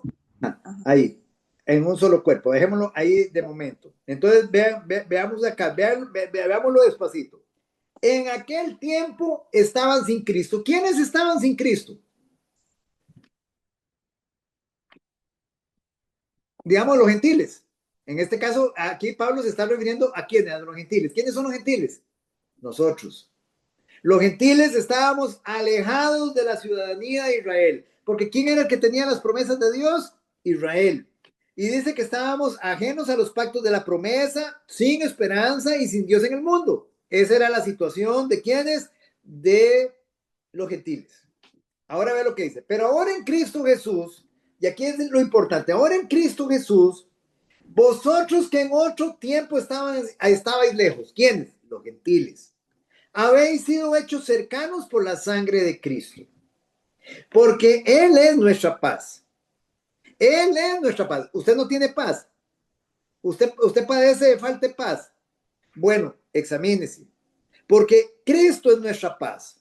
Y si Cristo es nuestra paz, usted debería estar descansando en Él. Dice, porque Él es nuestra paz, que de ambos pueblos hizo uno. De ambos pueblos hizo uno, que es judío y gentil. Vamos a parar ahí un tirito. Muchas veces ahora, o sea, hay mucha gente que dice, ustedes les preguntan, ¿cuál es el pueblo de Dios? Ah, Israel. No, un momentito. El pueblo de Dios era Israel en el Antiguo Testamento. Pero hoy el pueblo de Dios es su iglesia. Hoy el pueblo de Dios es su iglesia, compuesta por judíos y gentiles. ¿Qué quiere decir eso? Judíos y gentiles. Compuesta por todo, digámoslo así, ciudadano del mundo. Cualquiera puede ser parte de la iglesia del Señor. Cualquiera, de cualquier nacionalidad. Digámoslo, mientras que crea en Él, en su persona y en su obra. Y entonces dice, derribando la pared intermedia de separación. ¿Por qué dice eso? Porque recuérdense que los gentiles y los judíos, ya lo hemos estudiado, estaban separados. Los judíos odiaban a los gentiles, aboliendo en su carne las enemistades, la ley de los mandamientos expresados en ordenanzas para crear en sí mismo de los dos uno solo y nuevo hombre. Vean nuevamente, uno solo, unidad. Dice, y nuevo hombre, haciendo la paz y mediante la cruz reconciliar con Dios a ambos en un solo cuerpo. Y luego continúa diciendo, porque por medio de él, los unos y los otros tenemos entrada por un mismo espíritu al Padre. Vean cómo Pablo, hermano, sigue insistiendo en la unidad. Dice, porque por medio de él, de Cristo, los unos y los otros, los judíos y los gentiles, tenemos entrada por el mismo espíritu al Padre. Nadie es más que nadie, somos uno. Ninguna, hermanos, de esta, ya digamos, ninguna distinción, ya no hay distinciones en la iglesia, digámoslo así. Somos este nuevo hombre, un hombre nuevo, un cuerpo nuevo, el cuerpo de Cristo. Algo nuevo que antes no existía. Y Cristo ha abolido todas las barreras, hermanos, que nos hacen uno. Somos uno ahora. Por eso hay veces es complicado ver cuando hay divisiones en la iglesia, cuando no hay amor entre los hermanos. Él ha suprimido las barreras de nacionalidad, las barreras de raza, las barreras de clase, las barreras de sexo. Cada barrera ha sido abolida para formar un nuevo hombre. Hermanos, y eso es algo glorioso. Somos uno. No importa quién eres. Si amamos a Jesucristo, somos uno. Algunas personas, hermanos, les cuesta entender esto. Piensan de alguna forma que hay cristianos que están arriba y hay otros que están abajo. Cristianos de clase alta, cristianos de clase baja. Hermanos, eso no es así. Eso no es así. Así que los días de la discriminación se acabaron con Cristo. Desde que Cristo fue a la cruz se acabó. La iglesia que Cristo ha creado, encabezada por Cristo, no tolera las diferencias. En absoluto, ninguna. Y el apóstol Pablo nos repite el mensaje nuevamente en Romanos capítulo 10, versículos 12 y 13. Don Edwin, ¿qué nos dice? Romanos 10, versículos 12 y 13. Sí. 12, 10. 12 y 13. Sí, sí, pero capítulo. Romanos capítulo 10, versículos 12 y 13. Perfecto. 10, 12 y 13. Aquí está. Porque no hay diferencia entre judío y griego, pues el mismo que es el Señor de todos es rico para con todos los que le invocan, porque todos aquel que invocare el nombre del Señor será salvo. Ven, hermanos, dice que Él es rico con todos los que le invocan. Él es rico. Hermanos, Él derrama su gracia en abundancia. A mí me hace gracia muchas veces. Pastor, ore por mí porque tal vez a usted lo oye más que a mí. Hermanos, no es cierto. Soy una oveja igual que ustedes. El Señor es rico para con todos los que le invocan. Hermanos, usted lo invoca, como dice la palabra de Dios. Él está cercano a los que le invocan de veras, dice la palabra de Dios. Entonces, usted nada más invóquelo, hermanos, y vaya a Él. Él es rico para con todos los que le invocan. Entonces, vean ustedes que todas las barreras desaparecen. No hay barreras en Cristo. Y como resultado, todos los cristianos, ya sean judíos o gentiles, hombres o mujeres, esclavos o hombres libres, analfabetos, digamos, griegos, educados, o digamos, sea cual fuera el caso, todos somos conciudadanos. Qué lindo, conciudadanos. Pablo nos llama de 4 maneras usando 4 palabras griegas. Nos llama conciudadanos, coherederos, miembros, copartícipes. ¿Se dan cuenta, hermanos? Unidad. Vean que ese co habla de unidad. Conciudadanos, coherederos, copartícipes, habla de unidad. En todas las metáforas se hace hincapié en la unidad. Hermanos, y es mi oración que nuestra iglesia, que por lo menos esta parte del cuerpo, porque el cuerpo de Cristo, como dijimos, hermanos, está esparcido en todo el planeta Tierra, pueda sentir, hermanos, esa unidad nuestra. Nosotros, digamos, su siervo necesita sufrir cuando usted sufre. Y usted tiene que estar dolido, hermanos, cuando yo estoy dolido. Y yo tengo que ser sensible a sus necesidades y usted tiene que ser sensible a las mías. La pregunta es, ¿lo estamos haciendo? La pregunta es esa, hermanos, como miembros de la iglesia. Hermanos, si usted está sufriendo, sus hermanos están sufriendo con usted. Si usted está dolida, si hay un hermano dolido, estamos dolidos con él.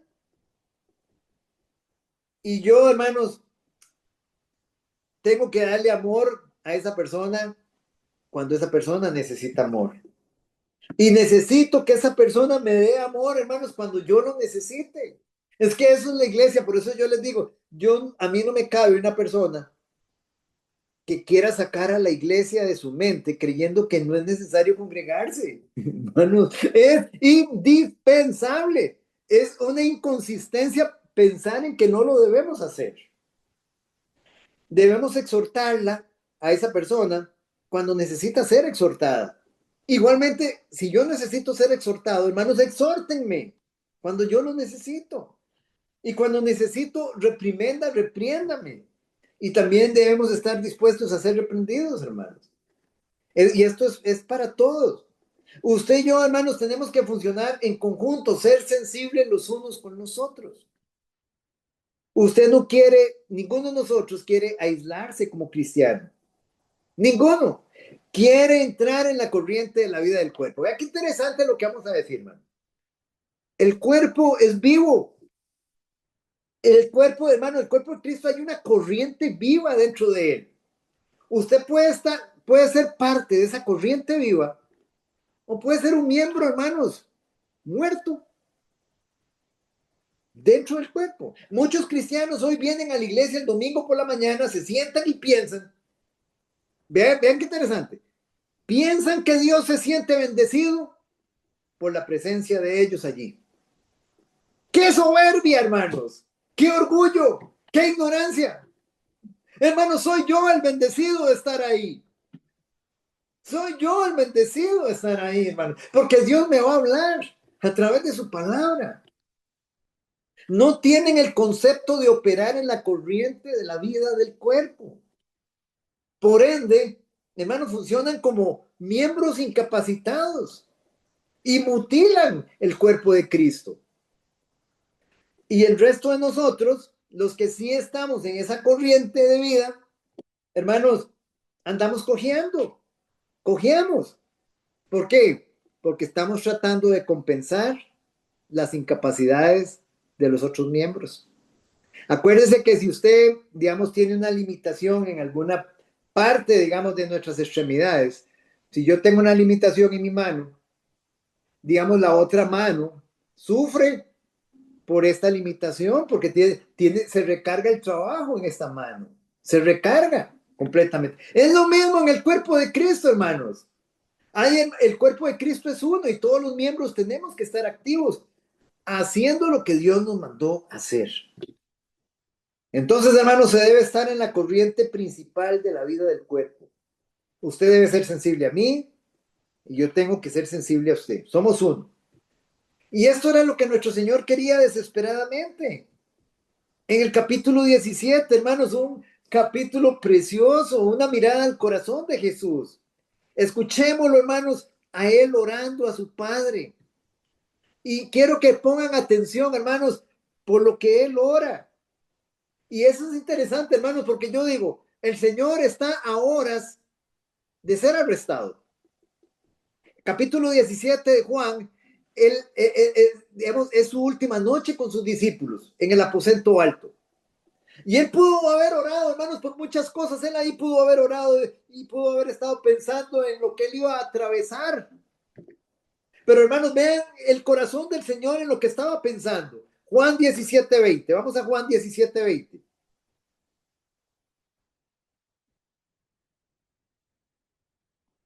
Juan capítulo 17, versículo 20.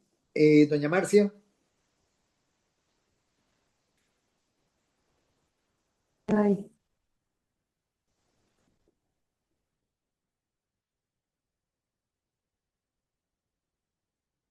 Está pasando, ya. Okay.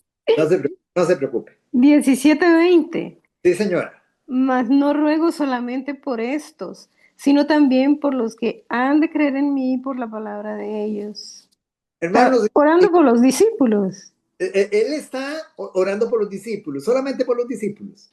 Ah, no. ¿Por qué Por más? los que han de creer.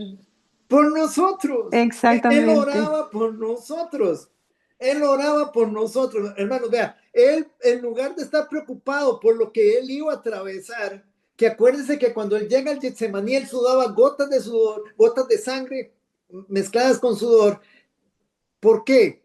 Por lo que él iba a recibir, la separación del Padre en la cruz, toda la ira de Dios sobre él en la cruz, todo lo que él iba a atravesar. Y él está orando por nosotros, por sus discípulos y por nosotros.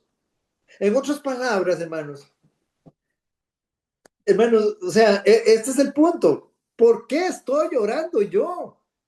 O sea, en torno a qué giran mis oraciones. Vean lo que dice el versículo 21. Ahí mismo, en el versículo 21, don Edwin, versículo 21. Juan 17:21. Sí, Señor, para que todos sean uno, como tú, oh Padre, en mí y yo en ti, que también ellos sean uno en nosotros, para que el mundo crea que tú me enviaste. Vean el punto, hermanos. Para que todos sean uno como tú, oh Padre, en mí y yo en ti. Hermanos, es que digamos, vean la profundidad que esto tiene. Estamos hablando que es el Padre con el Hijo. Estamos hablando, hermanos, que es el Creador, el omnipotente Dios, y nos incluye en su unidad a nosotros. Hermanos, vean el amor, o sea, la sensibilidad, lo que estamos hablando, hermanos, la sensibilidad el uno por el otro. Hermanos, y esto es tan hermoso y a la vez es incomprensible. Que ellos también sean uno en nosotros. Ellos uno. Ustedes saben, lo sabemos por Juan capítulo 14, que hoy el Padre, el Hijo y el Espíritu Santo viven en espíritu en nosotros.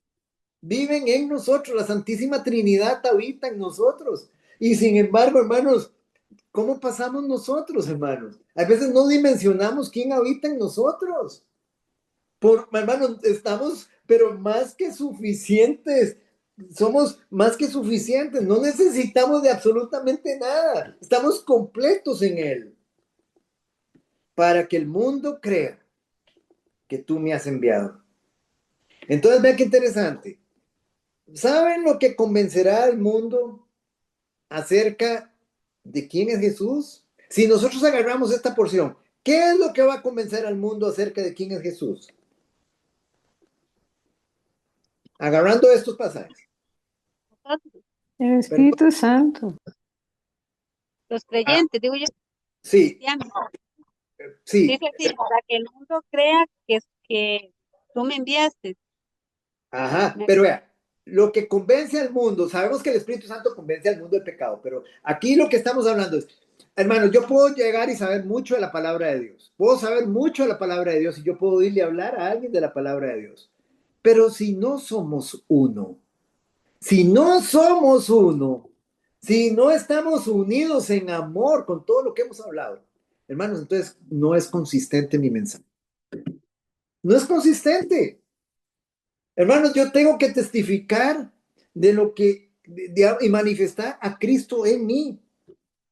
Dice, la gloria que me diste yo les he dado para que sean uno, así como nosotros somos uno. Y aquí viene el punto. Él nos otorgó su gloria para que pudiéramos ser uno. ¿Y cuál es su gloria? ¿Mm? ¿Cuál es esa gloria que Él nos otorgó para que podamos ser uno?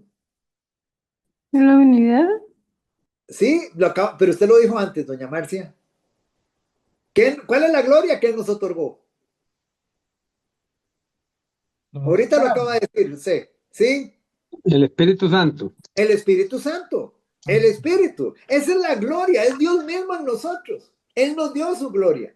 Ese es el punto. Vean, la gloria que me diste, yo les he dado. La gloria, dice Jesús, la gloria que me diste, yo les he dado. Para que sean uno.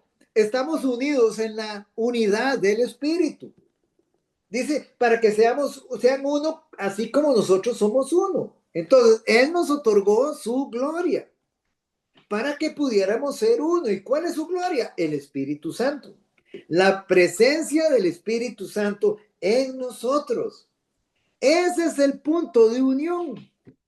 Hermanos, por eso yo le digo una cosa, vea, cuando se dan divisiones en la iglesia, no lo entiendo.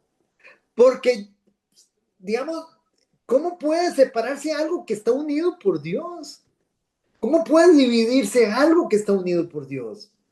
Ven el punto. Hay veces, digámoslo así, nosotros no dimensionamos a quién tenemos dentro de nosotros. Todos con el mismo espíritu. Todos enlazados por el mismo espíritu en una unidad.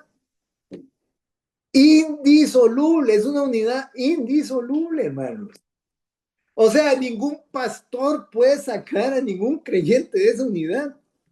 ¿Entienden el punto? No, ningún ser humano, ni el diablo. Solo, hermano, es una unidad, digamos, formada por Dios mismo, por la unidad del Espíritu. Yo en ellos y tú en mí. Para que sean perfectos en unidad, para que el mundo conozca que tú me enviaste y que los ha amado a ellos como también a mí me has amado. Don Oscar, Señor. por eso Jesús dijo en Mateo 16 que las fuerzas del Hades no tendrían poder sobre la iglesia. Ajá. Por lo mismo, ¿no?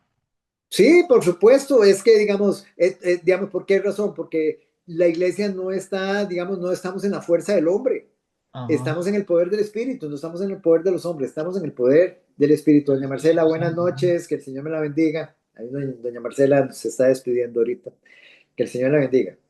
Entonces, hermanos, cuando seamos uno realmente, vamos a eliminar la complacencia de este mundo. Si esta iglesia llegar a ser uno en términos de la vida del cuerpo y comenzar a ministrar, a servir a las necesidades espirituales de los demás y sintiera una unidad, hermanos, extra sensible, el mundo no puede contra eso. No puede. Debido, hermanos, a que, digamos, liberaríamos la unidad del Espíritu y todo el poder que eso incluye. Y usted se preguntará, ¿cómo trabaja esa unidad? Y aquí vamos a entrar en otro detalle bien bonito. ¿Cómo trabaja esa unidad del Espíritu? Ya dijimos que estamos en la unidad del Espíritu, digámoslo así, que es, digamos, el Señor nos dio la gloria, su gloria, que es el Espíritu Santo en nosotros, es en el poder del Espíritu. Ahora vamos a ver, ¿cómo trabaja esa unidad? Y hay una clave. Esta clave está basada en la humildad. Ahí está la clave de la unidad de la iglesia, en la humildad. ¿Por qué no hay unidad en muchas iglesias? Soberbia, orgullo, altivez, prepotencia, arrogancia de los miembros. La clave está basada en la humildad. Y por supuesto que para tener humildad debemos tener el espíritu. Porque ningún ser humano, hermanos, es humilde, digamos, por naturaleza. No somos humildes por naturaleza. No mienta, no mienta. No somos humildes. Porque por naturaleza, hermanos, somos arrogantes, somos soberbios, somos orgullosos. Vayamos a Filipenses al capítulo 2, versículo 2. Perdón. Oscar, una puntita con respecto a eso que usted está diciendo sobre la unidad, la humildad. Ajá. También podemos agregar ahí, no hacer acepción de personas también, porque hay mucha gente que hace acepción de personas. Pero es lo que estábamos hablando, es que eso ya está roto. Digamos, estamos de acuerdo, digamos, en la iglesia no puede haber acepción de personas, ¿por qué? Por lo que dijimos ahorita, o sea, digamos, porque no hay distinciones. La iglesia no hace distinción, digámoslo así, no hay clases más altas ni clases más bajas, no hay esclavo ni libre, mujer ni hombre, o sea, no hay absolutamente, como dice usted, digamos, no se hace excepción de ninguna clase, no hay absolutamente ninguna diferencia de ninguna clase. Pero la clave principal es humildad. Vayamos a Filipenses al capítulo 2, versículo 2. Don Juan Carlos, capítulo 2, versículo 2. ¿Qué nos dice? Filipenses, capítulo 2, versículo 2. Dice, completad mi gozo, sintiendo lo mismo, teniendo el mismo amor, unánimes, sintiendo una misma cosa. Vamos a parar ahí. Vean cada palabra de esta de Pablo. Completad mi gozo. Y empieza, sintiendo lo mismo. Es una consecuencia de unidad. Teniendo el mismo amor, consecuencia de unidad. Dice unánimes, unidad, sintiendo una misma cosa, unidad, unidad, unidad. Es muy importante que vean ustedes, digámoslo así, cómo describe Pablo, digamos, esta parte. Entonces, hermanos, nuestro Señor Jesucristo, Él oró para que fuéramos uno. Pablo también deseaba lo mismo. Y digámoslo así, le deseaba lo mismo a los filipenses. Y ellos, evidentemente, por lo que vemos de Pablo, no habían cumplido con eso. Y quizás, hermanos, aquí podemos tener un buen ejemplo, digamos, nosotros. Vean ustedes lo que Pablo quiere decir que sean. Uno, que sean uno. Tengan el mismo tipo de amor. Que sean uno, sean de un mismo sentir. ¿Qué sentir?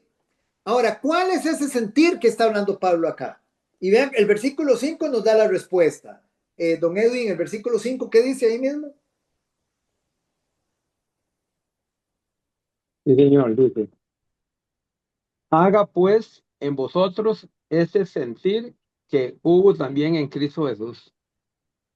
Haya pues en vosotros este sentir que hubo también en Cristo Jesús. ¿Cuál es el sentir que yo debo tener en la unidad del Espíritu, en la iglesia? El mismo sentir que tuvo Cristo Jesús. Qué profundo, hermanos. O sea, mira, ese es nuestro norte, hermanos. Sabemos que jamás vamos a llegar a eso, pero ahí es donde nosotros tenemos que apuntar al mismo sentir que hubo también en Cristo Jesús. Ahora preguntémonos, pero ¿cuál es ese sentir que hubo en Cristo Jesús? Y quieren verlo en el versículo 6. Doña Evelyn, ¿usted puede leer ya? Léame el versículo 6, doña Evelyn. De hecho, eso lo puse yo en el versículo en mi estado ayer. Ajá, Por eso lo puse. precioso. Vea, dice, el cual siendo en forma de Dios, no escatimó el ser igual a Dios como cosa a que aferrarse, sino que se despojó a sí mismo, tomando forma de siervo, hecho semejante a los hombres. Ay, seguí, perdón, era solo yo. Sí, siga, doña. Sigo, Y ok. Y estando, estando en las condiciones de hombre, se humilló a sí mismo, haciéndose obediente hasta la muerte y muerte de cruz. qué profundo, hermanos, miren, qué profundo. Jesucristo, nada más vean, Jesucristo. Él es, hermanos, es el Dios 3 veces santo. El rey Jehová de los ejércitos que vio Isaías sentado en su trono, donde las faldas llenaban el templo, dice, donde los serafines se cubrían para no ver su rostro. De este estamos hablando, hermanos. Dice, el cual, siendo en forma de Dios, no estimó el ser igual a Dios como cosa que aferrarse. Señor, pero ¿cómo me vas a mandar? Yo soy Dios. Yo soy la segunda persona de la Trinidad. ¿Cómo me vas a mandar ahí con esos gusanos de la tierra? Señor, ¿cómo me vas a mandar a mí con esos perros muertos? Señor, son polvo y ceniza. Tú los creaste del barro. ¿Cómo me vas a hacer a mí, a uno, o sea, como ellos, semejante a ellos? Hermanos, nada más dimensionen el Dios infinitamente santo, perfecto, glorioso. No estimó el ser igual a Dios como cosa que aferrarse. Se despojó a sí mismo, tomando forma de siervo, hermanos, de esclavo, hecho semejante. La palabra aquí, semejante, no es igual. Él no fue hecho igual a los hombres, fue hecho semejante porque en él no hubo pecado. Y estando en la condición de hombre, vean, y aquí está la clave. Este es el mismo sentir que debemos tener. Se humilló a sí mismo, haciéndose obediente hasta la muerte y muerte de cruz. Haciéndose obediente hasta la muerte y muerte de cruz. Ese es el espíritu de humildad condescendiente. Esa es la mente de Cristo. Él estaba allí, vino y fue obediente hasta la muerte. Esa es la humildad, hermanos, de la que estamos hablando, don Edwin. Sí, yo tengo arriba, dice la encarnación de Jesús. Ajá, ese es, exacto. Ese es, hermanos, esa es la humildad de la que estamos hablando. Ese es el sentir que el Señor quiere que nosotros tengamos en la unidad del Espíritu, en la iglesia. ¿Usted quiere saber cuál es el mismo sentir? Este es el sentir. El mismo que tuvo Cristo. Entonces, hermanos, ya sabemos cómo llegamos a ser uno. Por este versículo 4. Y aquí está el punto. El versículo 4, ¿qué dice ahí mismo? Digamos, don Juan Carlos, ¿cuál es el versículo 4 ahí? En donde estábamos leyendo en Filipenses, capítulo 2, versículo 4. Vean cómo llegamos a ser uno, en un mismo sentir con Cristo. No mirando cada uno por lo suyo propio, sino cada cual también por lo de los otros. Ahí está el punto. Ahí está el punto, hermanos. Ese es el punto. ¿Sabe qué es lo que nos dice el Señor? Quiten su mirada de ustedes. Quiten su mirada de ustedes mismos y pónganle en los demás. Hermanos, ese es el punto. Aquí en donde estamos. Ya sabemos entonces cómo llegamos a ser uno. Siendo como Jesús y diciendo, mira, no me importa mi persona, solo quiero venir a este lugar. Y si eso significa sufrir para mostrar mi amor, voy a sufrir. Hermanos, voy a la iglesia y si ahí voy a sufrir por mostrar mi amor, voy a sufrir. He decidido hacerlo, tener el mismo sentir de Cristo. Él vino, hermanos, él sabía lo que venía y él no dijo, pero ¿cómo voy a ir a humillarme, a sufrir de esa forma por esos inmundos? No, hermanos. Él vino a mostrar su amor por cada uno de nosotros, sin importarle cuánto tenía que sufrir, hasta la muerte. La humildad solo dice que yo no debo preocuparme por mi persona. Por eso el Señor lo dijo, es morir a uno mismo. Sí, la humildad significa que no me voy a preocupar por mí. Hermanos, ese es el gran problema que nosotros tenemos. Solo nos importamos nosotros. Vean nada más, ¿qué pasaría en un supuesto? ¿Qué pasaría si todos nosotros no nos preocupáramos para nada, digamos, por nosotros mismos, sino nada más por los demás? Vean, nada más analicemos esto. Toda la iglesia preocupada por los demás, ninguno preocupado por sí mismo. ¿Qué pasaría? Todos estaríamos, hermanos, en un exceso de cuidado. Todo el cuerpo cuidaría de nosotros. ¿Entienden el punto? O sea, ese es el gran problema, hermanos. O sea, nosotros estamos enfocados en nosotros mismos, pero ¿qué pasa? Quitemos la vista en nosotros mismos y empecémonos a preocupar por los demás y que los demás se preocupen por los demás y al final de cuentas, hermanos, nosotros tenemos un cuerpo cuidando de nosotros. Eso es lo que el Señor, esa es la iglesia. Pero ¿cuál es el problema? Que la mayoría de los cristianos pasa mucho tiempo cuidando de quién? De nosotros mismos. De nosotros mismos. Y si alguna vez aprendiéramos y por el Espíritu de Dios lo podemos, simplemente empezar a preocuparnos por los demás, deberíamos de ahogarnos en cuidado y amor. Ahora, ¿podemos hacerlo? Por supuesto, porque el Señor dejó su Espíritu en nosotros. Digamos, ¿cuál es la mente? ¿Cuál es la mente de la humildad? En sí, ¿cuál es la mente? No importarme yo. No me importo yo. ¿Por qué debería de preocuparme por mí mismo? ¿Por qué debería preocuparme? Yo solo quiero cuidar de ti. Yo solo quiero cuidar de ti. Don Oscar, Entonces, sí, señora. eso también, digamos, en el libro de Miguel Núñez, en uno de los capítulos que habla sobre Jesús, el hombre que desafió el mundo, él explica, digamos, cómo Jesús en la Santa Cena se postra a los pies y le limpia los pies a los apóstoles, y que de hecho incluso Pedro no se dejó y le dijo, si eres incapaz de recibir, no eres capaz de dar, porque uno tiene que servir. Y él es muy enfático explicándolos de que uno tiene que servir antes que a uno mismo.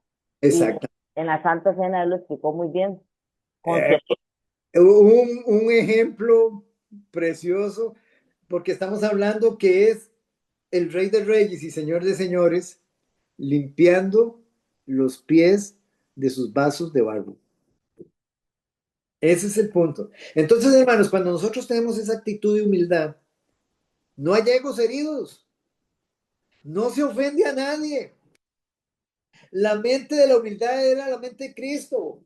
Cuando Cristo llegó aquí, hermanos, Él nunca trató de mantener su ego. Hermanos, lo escupieron. Y siempre les digo, hermano, no era una escupa común y corriente. Ustedes saben que era salido de lo más sucio de adentro de las personas. Y él permaneció parado. Lo clavaron en la cruz, colgaba de allí. No les dijo a nadie les dijo que no podían hacerlo, porque él no lo iba a aceptar o no lo iba a tolerar. Esa es la humildad. Estamos hablando de la humildad suprema. Y eso, hermanos, a nosotros, de alguna forma, nos suena extraño, nos suena raro. Pero esto es básicamente, hermanos, lo que el Señor nos manda hacer. Es algo completamente antinatural. Si usted lo ve con los ojos de su naturaleza caída, hermanos, usted está deseando salir corriendo de acá en este momento. No es eso lo que usted quiere oír. Porque nuestra naturaleza no quiere eso. Pero nosotros somos regenerados y tenemos ahora el Espíritu con nosotros. Somos hijos de Dios, mostramos el carácter de Él. Eso es justamente el concepto de lo que el cuerpo significa. Cuidar del otro y no cuidar de uno mismo. Vean lo que dice Romanos capítulo 12, versículo 3. Romanos 12:3, doña Mayela. Romanos 12:3. ¿Cuál Sí, fue el que se leyó antes, don Juan Carlos? estamos en Filipenses. Lo que hemos estado leyendo en Filipenses del capítulo 2, versículo del 2 al 6, leímos. Leímos hasta el 8, pero sí, no es que escuché, la última de don Juan Carlos fue que no, es que en Ok. ese momento dice que es mucha bulla con un banco. Ajá, no se preocupe. Romanos Sí, capítulo 12, versículo 3. Del 13 12:3. en adelante. Va a leer, sí, ya le digo hasta cuándo. Vaya leyendo, yo le digo a dónde la detengo. Va a leer hasta el 5. 12:3. Digo pues, por la gracia que me es dada a cada cual que está entre vosotros, que no tenga mayor alto concepto de sí mismo que el que debe tener, sino que piense de sí con cordura, conforme a la medida de la fe que Dios repartió a cada uno.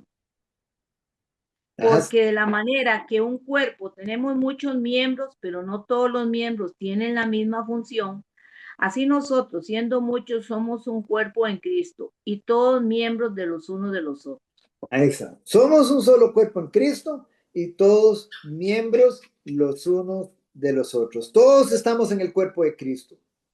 ¿Cómo hacemos para obtener nuestra unidad? ¿Cómo hacemos para obtener la unidad? No pensando en mí, sino en nuestros hermanos. Quitar nuestra mirada en nosotros mismos. Y ahora vea qué interesante. Ustedes han visto esa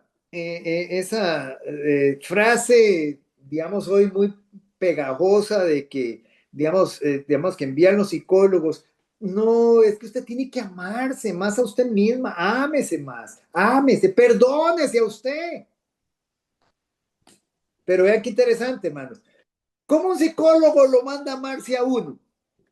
Si eso es lo que mejor sabemos hacer nosotros. Es lo que mejor sabemos hacer. ¿Quieren verlo ustedes escrituralmente? Vayan a Efesios capítulo 5, versículo 29, para que se den cuenta. ¿Qué dice Efesios 5, 29, doña Marcia? Efesios 5, 29. Miren lo que dice Pablo acá. 5:29.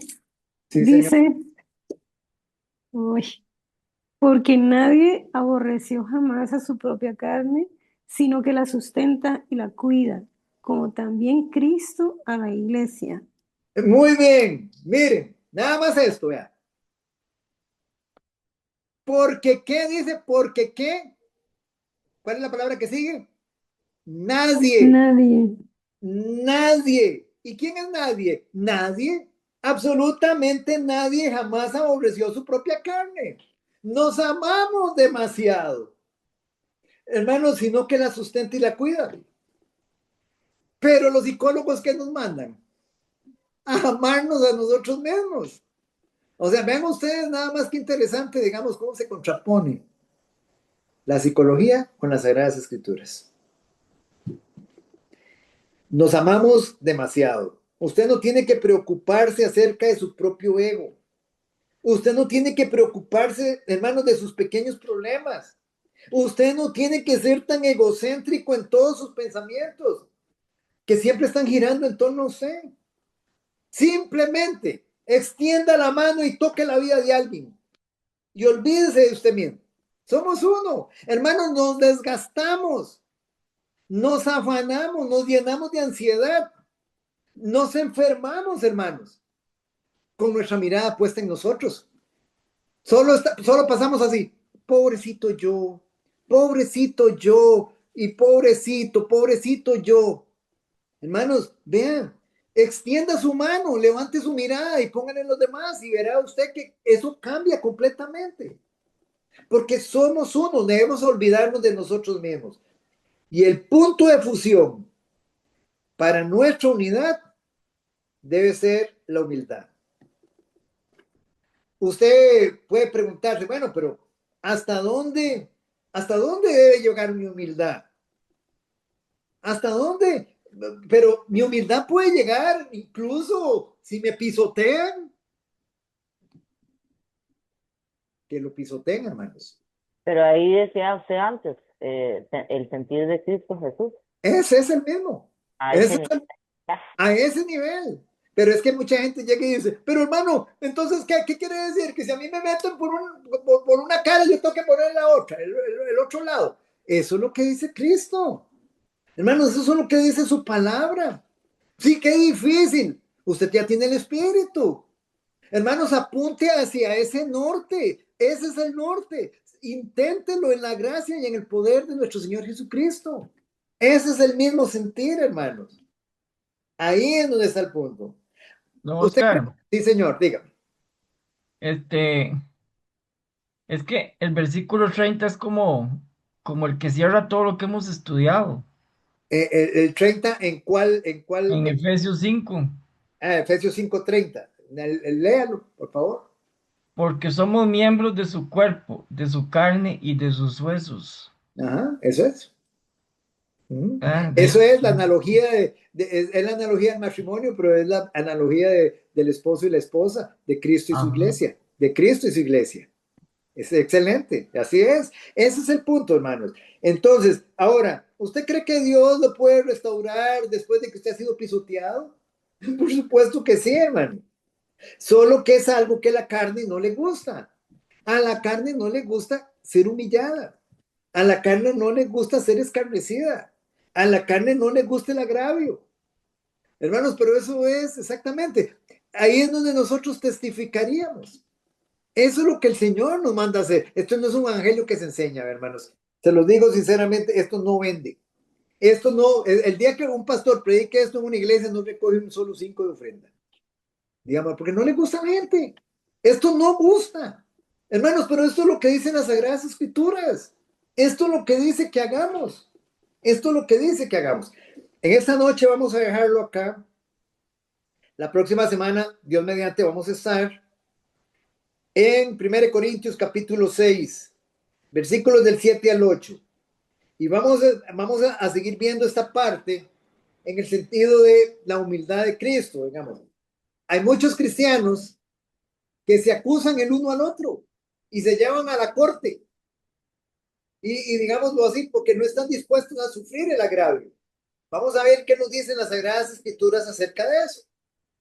¿Por qué pasa todo esto, hermanos? Porque en nuestra carne le encanta estar a la defensiva. Pero no tenemos el mismo sentir de Cristo. Eso no es lo que la palabra de Dios enseña.